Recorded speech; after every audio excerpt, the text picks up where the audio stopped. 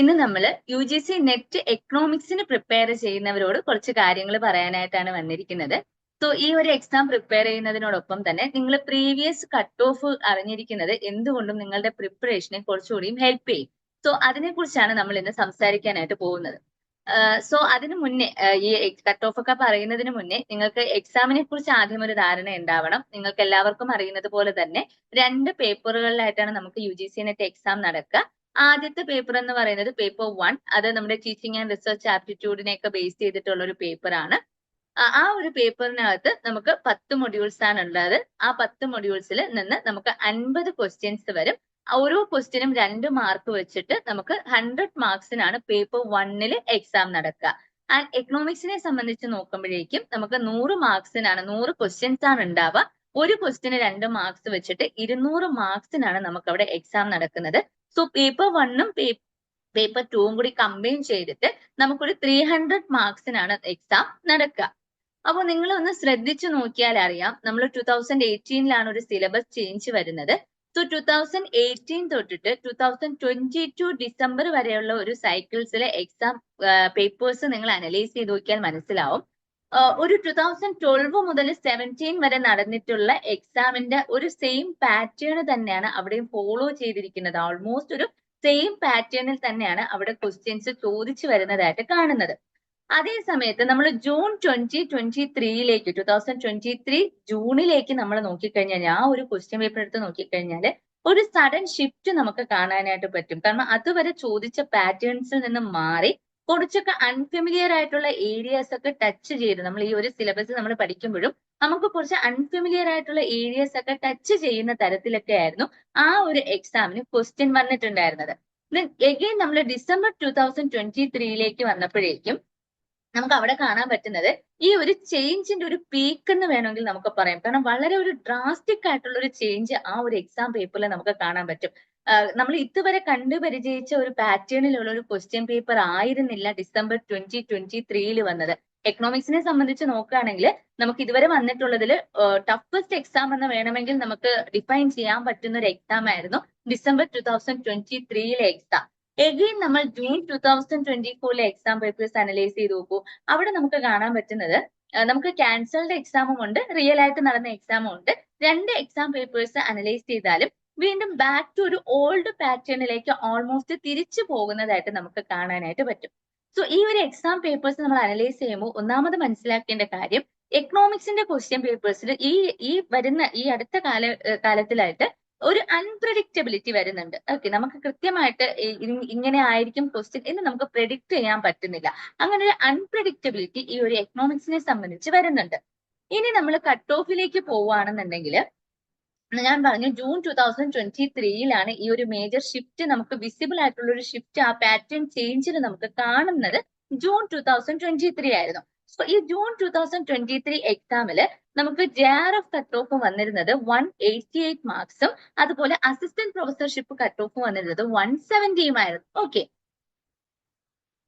അത് കഴിഞ്ഞ് നമ്മൾ ഡിസംബർ 2023 വന്നു കഴിഞ്ഞാൽ നമ്മുടെ അവിടുത്തെ അസിസ്റ്റന്റ് പ്രൊഫസർഷിപ്പിന് വേണ്ടിയിട്ട് നമ്മുടെ കട്ട് ഓഫ് വന്നത് 154 ആയിരുന്നു. ആൻഡ് JRFന്റെ കട്ട് ഓഫ് എന്ന് പറയുന്നത് 180 ആയിരുന്നു. അപ്പോ നിങ്ങൾ പ്രീവിയസ് ഇയറിലെ ഒരു 2018 തൊട്ട് നമ്മൾ 22 ഡിസംബർ വരെ നമ്മൾ അനലൈസ് ചെയ്ത് നോക്കിക്കഴിഞ്ഞാൽ ഒരു 180 മുതൽ 196 വരെയാണ് നമുക്ക് അസിസ്റ്റന്റ് പ്രൊഫസർഷിപ്പ് കട്ട് ഓഫ് വന്നുകൊണ്ടിരുന്നത്. അതുപോലെ തന്നെ JRF ആണെങ്കിലും ഒരു 200+ ഒക്കെ പോകുന്ന സാഹചര്യങ്ങൾ മിക്കവാറും നമുക്ക് എക്കണോമിക്സിന്റെ പേപ്പേഴ്സിൽ കാണാൻ പറ്റും. ഒരു 190+, 200+ വരെയൊക്കെ നമുക്ക് JRFന്റെ കട്ട് ഓഫ് പോകുന്നതായിട്ട് കാണാൻ പറ്റും. പക്ഷെ അതിൽ നിന്നും വലിയൊരു ചേഞ്ച് വരുന്നത് ഈ ജൂൺ കട്ട് ഓഫിലാണ്. നമുക്കൊരു 188 JRF കട്ട് ഓഫും 170 അസിസ്റ്റന്റ് പ്രൊഫസർഷിപ്പ് കട്ട് ഓഫുമായിട്ട് വരുന്നത്. ആൻഡ് ഇതുവരെ നമുക്ക് ഏറ്റവും ലോവസ്റ്റ് കട്ട് ഓഫ് എന്ന് പറയാൻ പറ്റുന്നത് നമ്മുടെ UGC നെറ്റ് എക്കണോമിക്സിനെ സംബന്ധിച്ച് ഏറ്റവും ലോവസ്റ്റ് കട്ട് ഓഫ് അസിസ്റ്റന്റ് പ്രൊഫസർഷിപ്പിന് വരുന്നത് ഡിസംബർ 2023 എക്സാമിലാണ്. ഞാൻ പറഞ്ഞു അതായിരുന്നു one of the toughest exam എന്ന് നമുക്ക് പറയാൻ പറ്റുന്നത് ഡിസംബർ 2023 എക്സാം ആണ്.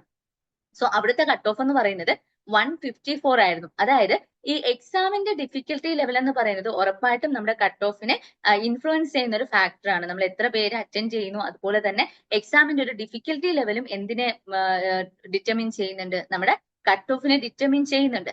സോ ഈ ഒരു ഡിസംബർ കട്ട് ഓഫ് നോക്കിക്കേ, അസിസ്റ്റന്റ് പ്രൊഫസർഷിപ്പ് എന്ന് പറയുന്നത് 154 മാർക്സ് ആണ് എന്ന് പറയുമ്പോൾ ജസ്റ്റ് 50% മേളിൽ നിന്നാൽ മതി. 51.33% എന്ന് പറയുമ്പോൾ നിങ്ങൾ ആ ഒരു എക്സാം എഴുതുമ്പോൾ ഒരു 50% ജസ്റ്റ് അബോവ് നിങ്ങൾ ഉണ്ടെങ്കിൽ നിങ്ങൾ എന്തിന് ക്വാളിഫൈ ആയി? അസിസ്റ്റന്റ് പ്രൊഫസർഷിപ്പിന് ക്വാളിഫൈ ആയിട്ടുണ്ട്.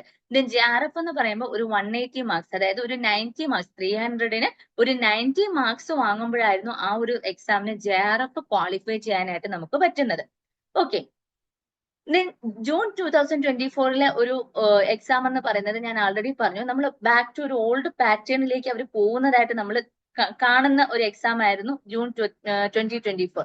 അപ്പൊ അവിടെ എന്തായിരുന്നു, നമ്മുടെ assistant professorship cut off 182, JRF cut off എന്ന് പറയുന്നത് 210. അഗെയിൻ 200+ എന്ത് വന്നു, JRF കട്ട് ഓഫിലേക്ക് വന്നു. ലാസ്റ്റ് ഒരു 2 years കമ്പയർ ചെയ്ത് നോക്കുമ്പോൾ, 2 സൈക്കിൾസ് നമ്മൾ കമ്പയർ ചെയ്ത് നോക്കുമ്പോഴേക്കും 200+ കട്ട് ഓഫ് JRFന് വരുന്നത് ഈ ജൂൺ 2024 അപ്പൊ ഇതാണ് ബേസിക്കലി വരുന്ന കട്ട് ഓഫ്. ഇങ്ങനെയാണ് നമ്മുടെ എക്സാമിന് ഒരു അൺപ്രഡിക്റ്റബിലിറ്റി ഉള്ളത് കൊണ്ട് തന്നെ ഈ ഒരു കട്ട് ഓഫിനും എന്തുണ്ട്, വേരിയേഷൻ ഉണ്ട്.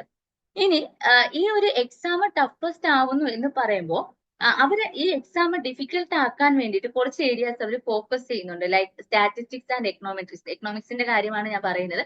അപ്പോൾ സ്റ്റാറ്റിസ്റ്റിക്സ് ആൻഡ് എക്കണോമെട്രിക്സ് എന്ന് പറയുന്ന ടോപ്പിക്, അതുപോലെ ഇന്റർനാഷണൽ എക്കണോമിക്സ്, ഇതുപോലുള്ള ഏരിയാസിൽ നിന്നൊക്കെ കൂടുതലും ആപ്ലിക്കേഷൻ ലെവൽ ക്വസ്റ്റ്യൻസ് അവർ ചോദിക്കുന്നുണ്ട്. സോ അങ്ങനെയാണ് ഈ എക്സാം കുറച്ചുകൂടിയും ഡിഫിക്കൽട്ടി ലെവൽ ആവുന്നത്. കാരണം അതിന് മുന്നേ ഉള്ള എക്സാമിലൊക്കെ കംപ്ലീറ്റ്ലി തിയററ്റിക്കൽ ആയിട്ട് മാത്രം ചോദിച്ചുകൊണ്ടിരുന്ന ഏരിയാസ് ഒക്കെ അവർ എന്തിലേക്ക് മാറി, കുറച്ചുകൂടി ഒരു പ്രാക്ടിക്കൽ ലെവലിലേക്ക് അല്ലെങ്കിൽ ഒരു ആപ്ലിക്കേഷൻ ലെവലിലേക്ക് ക്വസ്റ്റ്യൻസ് ചോദിച്ചു തുടങ്ങിയിട്ടുണ്ട്. ഓക്കെ, അപ്പോ ഈ എക്സാമിന്റെ കട്ട് ഓഫ് നിങ്ങൾ കാണുമ്പോഴേക്കും അതിനൊപ്പം നിങ്ങൾ ഇതിനകത്ത് പാസ്സായ ആൾക്കാരുടെ എണ്ണം കൂടി അറിയണം. കാരണം നമ്മൾ പറയുന്നത് നെറ്റിന് വെറും 6% ആൾക്കാരാണ് ക്വാളിഫൈ ആവുക. JRF എന്ന് പറയുന്നത് ടോപ്പ് 1% ആണ് ക്വാളിഫൈ ആവുന്നത്. സോ നമ്മുടെ എക്സാം എത്ര പേര് എഴുതുന്നു എന്ന് വെച്ച് നോക്കുമ്പോഴേക്കും എത്ര പേരാണ് ഇതിനകത്ത് ക്വാളിഫൈ ആകുന്നതെന്നും നമുക്ക് അതിന്റെ ഒരു ലിസ്റ്റും കൂടി കിട്ടും. അപ്പൊ നിങ്ങൾ ഇതിനകത്ത് പ്രധാനമായിട്ടും മനസ്സിലാക്കേണ്ടത്, ഈ ഇത്രയും ടഫസ്റ്റ് എക്സാം വന്നു എന്ന് നമ്മൾ പറയുന്നു അല്ലെ, ഈ ഡിസംബർ 2023 അത്രയും അധികം ടഫസ്റ്റ് എക്സാം ആയിരുന്നു എന്ന് നമ്മൾ പറഞ്ഞു. കട്ട് ഓഫ് അത്രയും ലോ ആയിരുന്നു എന്ന് പറഞ്ഞു.